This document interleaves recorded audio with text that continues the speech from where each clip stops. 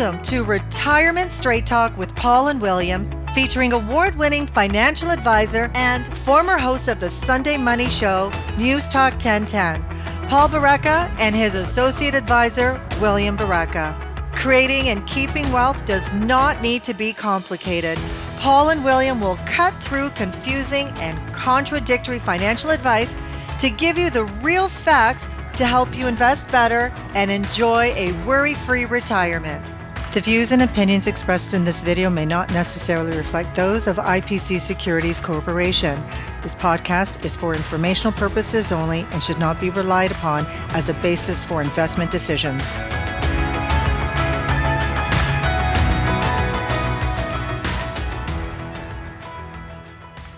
All right. Good morning, everyone. Hey, Paul. Welcome to this is episode 14 of Retirement Straight Talk.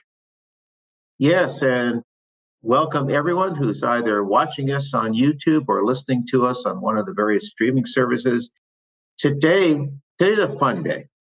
We're going to talk again to the business owner, and we do a lot of work with business owners. We're going to talk about something called the super RRSP, which is kind of a cliche name. And well, let's set this up here. I mean, business owners are unique. Super RRSP meaning IPP, individual pension plan. Yeah, individual pension plan. We're going to get to that. But first, business owners are unique people. They tend to focus their entire lives on their business. They eat, sleep, drink their business. And they work in the business, but don't spend enough time on the business. I mean, looking at the big picture, because there's always another something that's happening in the business, another fire that needs to be put out. But people need to be aware. Here's some statistics: 65% of all new businesses don't last past 10 years. 65%. And here's another thing that we find is that business owners often don't do their planning. They don't do the retirement planning. Or they say, the retirement plan, my business is my retirement plan. Well, massive, massive risk. Think about this. Let's say you're a business owner. You put your whole life into your business. You assume that's your retirement plan. And 2, 3, 4 years before you think of retirement, technology changes and it makes your service or product obsolete. Tastes change. And all of a sudden, again, the demand for your product or service drops significantly. Maybe you have a key employee that leaves or dies or gets disabled. And all of a sudden, that business that you're depending on for your retirement, maybe it's not worth anything anymore. You've worked your whole life to build up something, and all of a sudden, because things that happen, and because, as I mentioned, 65% of all new businesses don't last past 10 years. Hey, this is a massive risk. So one of the things business owners need to do is plan their retirement and build what I like to call a second set of independent wealth. In other words, you have your wealth in your business, and hopefully that's great, but you need to create wealth somewhere else. Now, we talked last time, or a couple of weeks ago, we talked to business owners how we compared when you're a business owner, if you want to save money, you can save it in a holding company, and there's some good tax deferral there. But at the end of the day, what a business owner should be thinking about is what provides the most for savings. I'm talking about savings and investing for retirement. What provides the most after-tax income per dollar of input? And if you look at the numbers we discussed last time, for the great majority of situations, putting money in a registered plan like an RRSP provides more after-tax income during retirement in most situations. So what we're talking about today is business owners have a unique opportunity to create what we call that super RRSP, or an individual pension plan. So let's talk a little bit about that. By the way, what is an individual pension plan? Well, we've all talked and enviously about government employees, and they're able to retire early, and they have this nice index pension that's bigger than almost anyone has in the private sector. Well, that is essentially an individual pension plan that's offered by the government. The individual pension plan is if you as a business owner You You can provide set your one up own. yourself, or You for start one up yourself. a key employee too, key Bingo. Got employees. It can be a good it. recruiting tool as well for top employees. Big benefit you can offer. Exactly. There's some very big benefits in this. We're going to chat about them. And now there's some disadvantages to it either. Like any strategy, you want to look at it, understand the pros and cons, and determine is this right it's for not you? for everyone, right? There's some big pros, No, some big cons. So it depends on your specific situation, like anything. exactly. So I talk about, again, we can't go into the details on this today because we could be here for hours, but just the basic advantages of it. And again, one of the biggest advantages, you can put in a lot more money than your RSP, up to 65% more tax deductible contributions into an individual pension plan or IPP than an RSP. Well, that's a heck of a lot of money. Huge advantage. Now, one Uh, consideration again is that up until age 40, you can put in about the same amount to an RSP as an IPP, but at age 40 is the age when you can really is when the IPP advantages yes. become way more noticeable than an RSP. Starting at around age 40 is when you can put in way more into an IPP than an RSP. Yeah. And that's why generally you want to be one of the things you look at to determine if this is applicable. Are you 40 years age or older? If you're younger than that, probably not. Now, there are obviously some, again, some caveats to that, but that's past what we're here to talk about. So let's talk about some of the other advantages of the IPP over the RSP. The first one is you put in way more money, tax deductible. By the way, the money is put in is paid by the company and the deduction goes to the company. By doing that, is that you're The actually tax saving some deduction, payroll. yeah. The tax, now you get saving some payroll tax because if you paid yourself a salary, and then put that money in an RSP, you got to pay payroll tax and health tax and so forth. Well, that doesn't apply to an IPP. So a little bit of savings there.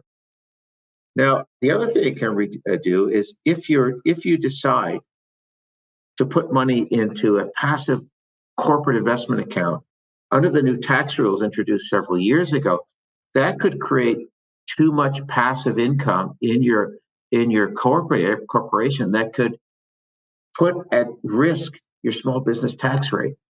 Wow. Because if you have too much money in that passive investment account, it creates too much passive income under the new tax rules that could erode your small business tax deduction. Well, putting the money in the IPP, that makes that better because that's not considered passive income. Yeah, It's the tax IPC is deferred. considered a separate legal entity for tax purposes than your corporation.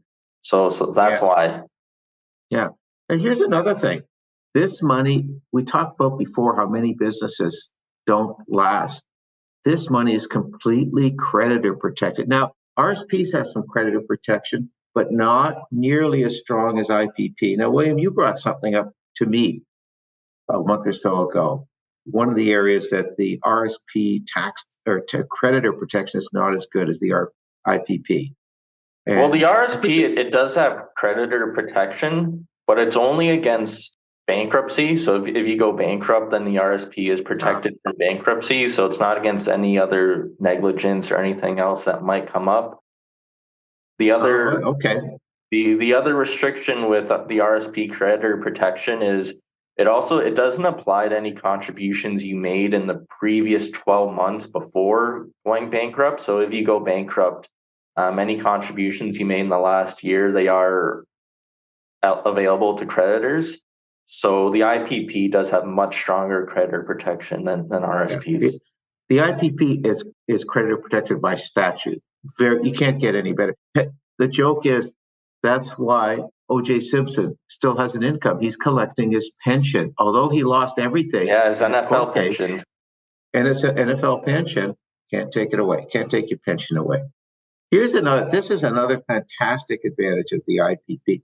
If you're looking at a multi-generational situation, in other words, if you think of passing your business on to one or more of your kids, when your kids have an IPP, now think about this. This could be massive tax saving.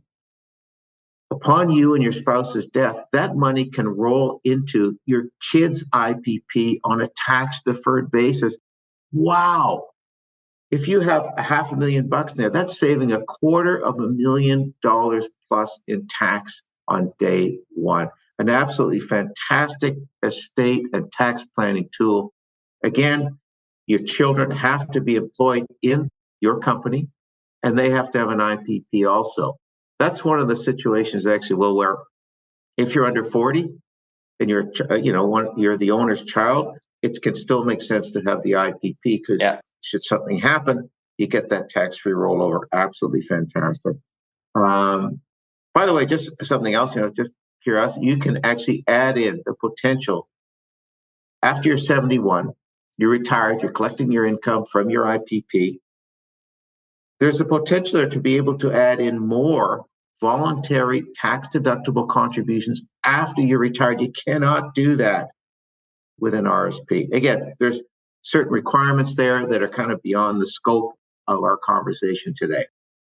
So those are some of the, go on. Well, just another point I want to mention, another big advantage of an IPP, and this goes on our prior point about the IPP being a separate legal entity from your corporation. Yeah. So if you're thinking about selling your business, remember at least 90% of the assets in your corporation must be used for business purposes at the time of sale to qualify for the capital gains exemption. So you can use an IPP to what they call purify your corporation. So you can take a lot of money from your corporation, put it in your IPP, and then potentially use that to allow yourself to qualify for that lifetime capital gains exemption. Excellent. When you're selling. Great point, Will. Great point. So those are some of the advantages. Now, of course, like any strategy, there's some things that, hey, these aren't as good. So the first thing, if you have an IPP, is there's no sense in looking at unless you have the cash flow. You're going to be able to put in a fair bit more money into this than an RSP, but you don't have the cash flow. It doesn't make sense. Especially, Paul, if you're setting it up for an employee, you need an ongoing commitment that you're going to be able to keep funding that. Yes. The other thing, if you're planning to sell your business, let's say, I don't know, you're 50 years old and you say, well, I'm going to 10 years, I'm out of here. And you do not have a separate you don't have a holding company, you do not have any corporate entity, then it probably doesn't make sense because you'd have to wind up the IPP because whomever you're selling it to, there always has to be a sponsoring company. Unless the purchaser wants to continue to sponsor the plan for you after you've sold the business, that's not likely going to happen. So again, this is where quite honestly you sit down, with your advisor and your and so forth, and say, does this make sense for my long-term plan? A couple other disadvantages. There is a bit of paperwork. This is a pension plan. It's regulated under the pension laws. As a matter of fact, there's a stack of documents this thick that have to be signed. Now, the business owner doesn't have to worry about that. That's done by the actuary. So, for example, in the plans that we do, we hire an actuary, and they take care of all that. And that's one of the other disadvantages, Paul. Yes. You spoke about the actuary. Again, because it is a pension, it does require periodic evaluations from an actuary. And of course, they don't do it for free. There are costs to it. So that's just another factor to keep in mind. Yes, there's a setup fee. Again, in the big picture of things, it's not a big deal, but you want to be aware there's some setup fees and there's some annual fees. And as you mentioned, every 3 years, they have to reevaluate the plan. So those are essentially the disadvantages. Do you have the cash flow? Are you going to keep this business either through yourself or through, children after retirement? There's a bit of paperwork. There's some fees involved and so forth. So again, you talked, by the way, who is this good for? You talked who isn't it good for? It's a good idea to look at if you're any incorporated professional or business owner, and you can be incorporated. If you have T4 income, about 100 grand or more, as you mentioned, if you're about 40 years plus, and really, if you are planning on leaving your business to your children who are working in the business, wow, what an incredible potential tax and estate planning strategy. So that's a lot of the IPP, the individual pension plan. Probably a good time to wind things up. I just want to mention to all of you, if you like what you've heard here, and please go on and rate us and subscribe to our podcast. If you have any topics, by the way, that you'd like us to go over in the future, hey, just send us an email at info@westendwealth.com, info@westendwealth.com. That's also, too, if you'd like to start a conversation with us, if there's anything that you heard that you thought might interest you, info@westendwealth.com. All right, I think thanks, that's Paul. it for today. We should mention. Sorry. Well, we should mention our next podcast in a week or so. We're going to talk about, this is something that everyone should be interested in, the psychological biases we all have that cloud and make us make lousy decisions about investments and other things. We're going to talk about that next week. So join us. Thanks, Paul. See you next week. See you next week, everyone. Bye-bye.